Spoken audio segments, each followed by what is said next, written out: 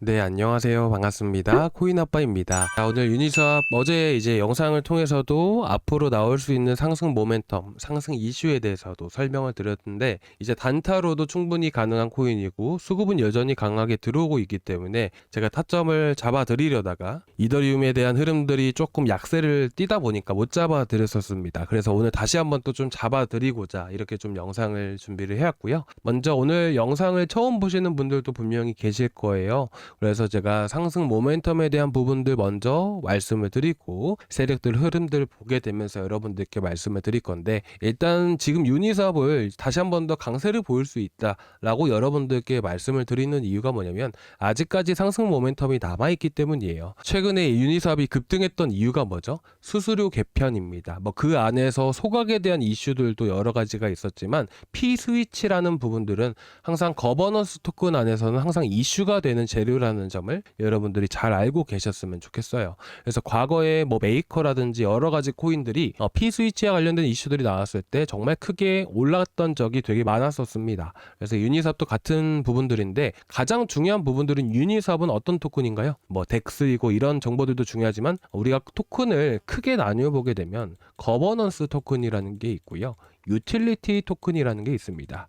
여기서 유니스왑은 어떤 해당되는 부분들이냐면 거버넌스 토큰에 해당되는 부분이에요. 쉽게 말씀을 드리면, 우리가 여러분들 리도다오라는 토큰 아시나요? 리스테이킹은 아이겐 레이어고, 그리고 리퀴드 스테이킹 같은 경우는 리도다오가 1등입니다. 리도다오 같은 경우도 거버넌스 토큰인데, 쉽게 보시면 여러분들 주식 하시는 분들 아시겠지만 우리가 주식을 사면 어떻게 돼요? 주주가 되는 것이죠.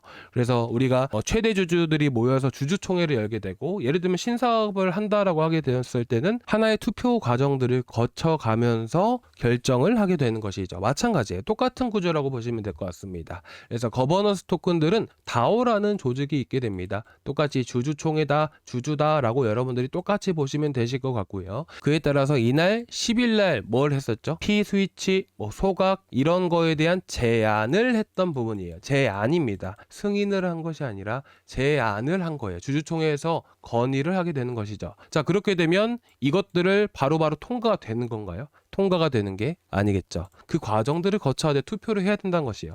투표가 끝나고 나면 그제서야 진짜 이제 끝이다 라는 부분들이죠.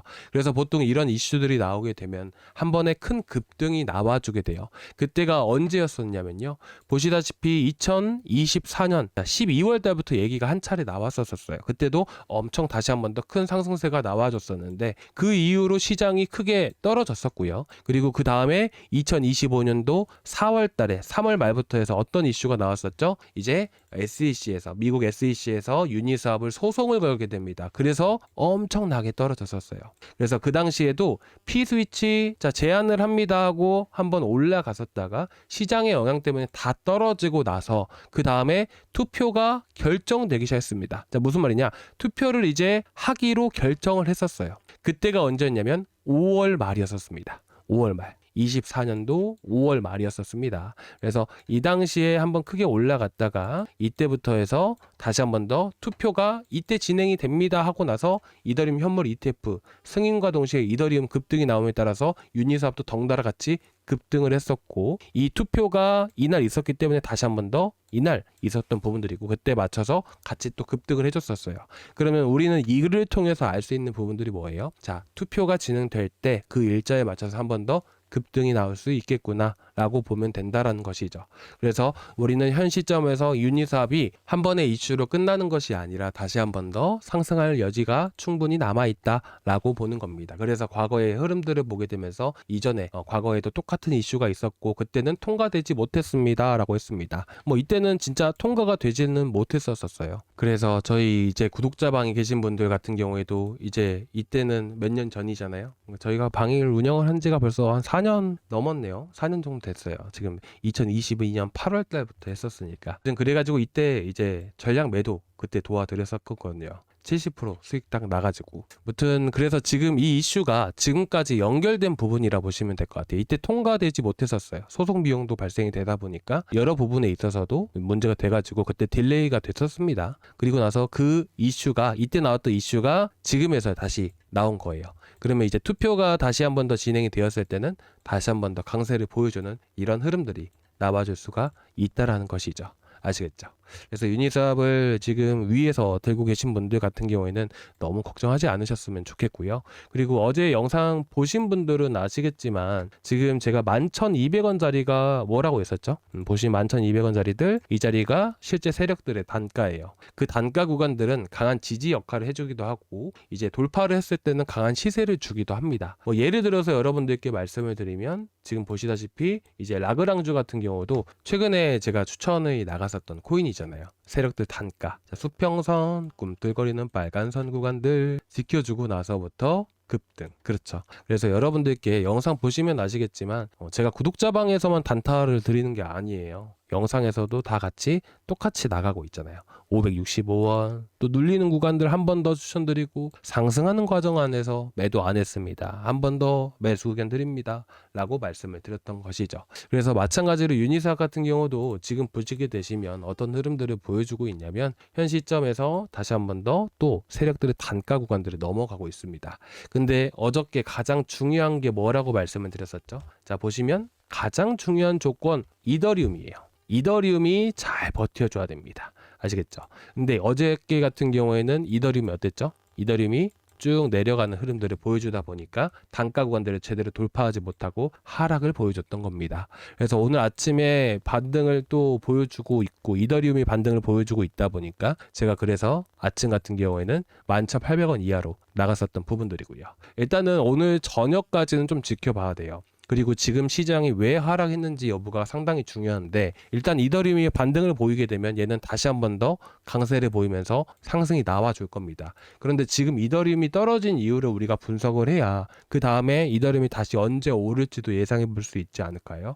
그래서 제가 다시 한 번 더 좀 말씀을 드릴 건데 일단 좀 많이 복잡하죠. 뭐 다른 영상들을 보시면 차트만 찍찍 그어놓고 이 자리에서 매수하세요, 이 자리에서 매도하세요 이런 식으로만 하잖아요. 단타라는 것은 결국 이 가격에 영향을 미치는 요소들을 다 분석을 해야 됩니다. 결국 이 유니스왑 자체도 지금 떨어진 이유가 뭐죠? 시장이에요. 그 시장 안에서도 이더리움 생태계에 있는 코인이다 보니까 이더리움이 떨어짐에 따라서 유니스왑도 같이 떨어졌던 부분들이고요. 그렇죠. 그럼 반대로 이더리움이 다시 상승을 하게 되면 유니스왑도 덩달아서 상승세를 보여줄 수가 있겠죠. 이런 부분들을 우리는 다 하나같이 분석을 해 나가야 됩니다. 그래서 지금 보시게 되시면 최근 시장이 떨어졌던 이유가 뭐죠? 경기 불확실성. 이 경기 불확실성이 퍼졌던 이유가 뭐예요? 셧다운이 장기화되다 보니까 그에 따르는 부작용, 사이드 이펙트 때문에 시장이 좀 더 불확실해진 부분들이고 반대로 생각을 해보게 되면 경기 불확실성이 해소가 되려면 어떻게 해야 될까요? 지금 현재 경기 불확실성을 해소시키려면 경제 데이터들이 나와줘야 됩니다. 데이터들이 나와줬을 때 물가 괜찮은데 고용 괜찮은데 이런 결과치가 데이터가 나오게 되면 어떻게 돼요? 불확실성이 해소가 될 수가 있겠죠. 그래서 우리는 시장을 보는 겁니다. 시장에 따라서 이 코인들도 오르락 내리락 할 수 있으니까요. 그러면 이 경기 데이터들, 경제 데이터들은 언제 나올까요? 고용 지표가 나와줘야 되는 시점들이고 이 지표가 현재 언제 나올 수 있다? 바로 지금 목요일 발표될 예정이다. 라고 얘기가 나오고 있습니다. 그래서 지금 목요일 전까지는 그래도 일시적으로 반등은 보여줄 수 있겠지만 목요일 전후로 해서 수요일, 목요일 안으로 해서는 어떻게 될까요? 변동성이 심해질 수가 있겠죠. 왜죠? 고용 데이터가 어떻게 나올지 100% 확신을 갖고 얘기하기가 어렵기 때문이에요. 물론 셧다운 때문에 안 좋아진 것은 사실이지만 지금 보시다시피 실업률이 4% 때문에 정말 안정적인 위치거든요. 이 정도만 나와줘도 실업률, 고용이 침체된 것은 아니다라는 결과가 나오게 되는 겁니다. 쉽게 말해서 고용이 둔화되고 있는 것은 사실이나 침체로 이어지면 시장은 떨어진다라는 부분들로 보시면 될 것 같아요. 결국 둔화가 된다라는 부분들은 경기 부양책을 통해서 고용을 다시 한 번 더 상승을 시키는 이런 흐름들을 앞으로 미국 정부가 계획을 하고 이행을 시킬 수 있는 부분들이기 때문에 결국 둔화 가능성이 높아졌을 때는 결국 금리 인하를 통해서 부양을 시킨다라고 보시면 돼요. 그러면 금리 인하 기대감이라는 게 결국 다시 한 번 더 상승세를 보여주게 되면서 시장은 다시 한 번 더 반등을 보여줄 가능성이 높다라는 부분들이죠. 그래서 현 시점에서 여러분들께 제가 오늘 11,800원 이하에서 나갔었던 부분들이지만 수요일 정도에는 다시 한 번 더 조정이 나와줄 수가 있어요. 그래서 오늘 저녁에 흐름 보고 제가 오늘 말씀을 드렸었잖아요. 시장 방향이 나오게 되는데 하락 가능성이 있을 경우에는 짧게 치고 나올 겁니다 라고 말씀을 드렸습니다.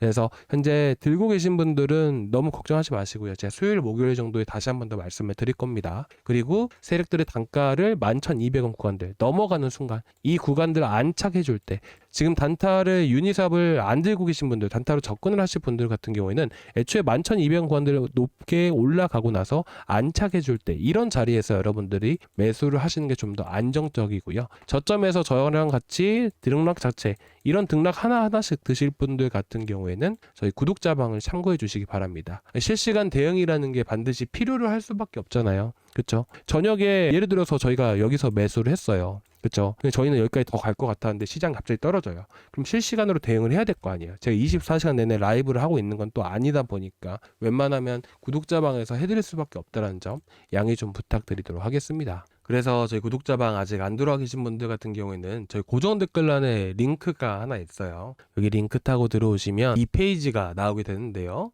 여기서 실시간 소통방 입장 이거 하나만 눌러주세요. 그러면 제가 문자로 바로 링크 전송해 드리거든요. 이제 가끔 가다가 연락을 기다리시는 분들도 계시는데 사실 제가 이제 많은 분들과 대화하고 또 이제 여러분들 궁금하신 코인들도 있으실 거 아니에요. 걱정되시는 것들 제가 매일매일 또 상담을 하고 있다 보니까 정말 연락 드리는 것 자체가 너무 힘들어요. 그래가지고 제가 여러분들 문자 남겨주신 분들 같은 경우는 제가 링크만 발송을 해드린다는 점, 그 점 양해 좀 부탁드리겠습니다. 링크 타고 들어오시면 지금 보시는 구독자방에 들어오실 수가 있고요. 자, 그리고 이제 오늘 이거 추천 나가면서도 이제 이슈가 있는 게 또 하나 더 있죠. 파일코인 내일 대형 발표가 있다라고 하는데 아무래도 새벽에 발표를 하지 않을까. 이제 19일날 새벽에 발표할 가능성이 있습니다. 그래서 파일코인 같은 경우도 흐름들 보고 발표됐을 때 괜찮은 이슈다. 그렇게 된다면 파일코인으로도 단타를 좀 드릴까 해요. 그래서 지금 파일코인 같은 경우에는 결국 시장 봐야 돼요. 오늘 상승을 하고 있기 때문에 지금 진입을 하면 안 되고요. 현 시점에서 또 지지 라인들이 되잖아요. 그렇죠? 그래서 이런 구간들 살짝 이탈해도 괜찮으니까 지금 보시면 지지 라인들을 봤을 때 2,780원에서부터 해서 이제 2,850원 사이들 2,990원까지 봐도 되겠네요.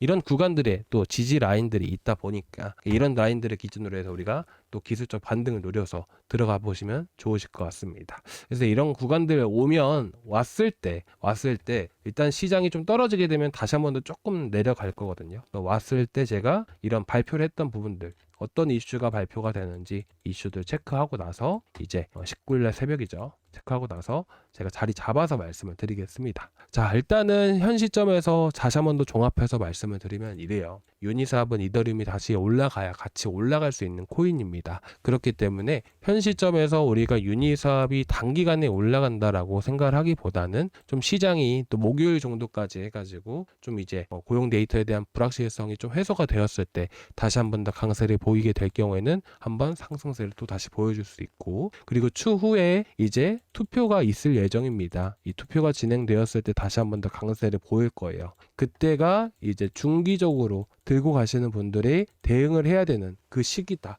라는 점을 여러분들이 보셨으면 좋겠습니다. 자, 오늘 여기까지 좀 준비를 했는데요. 조금이나마 도움되셨다면 구독과 좋아요 한 번씩 부탁드리도록 하겠습니다. 감사합니다.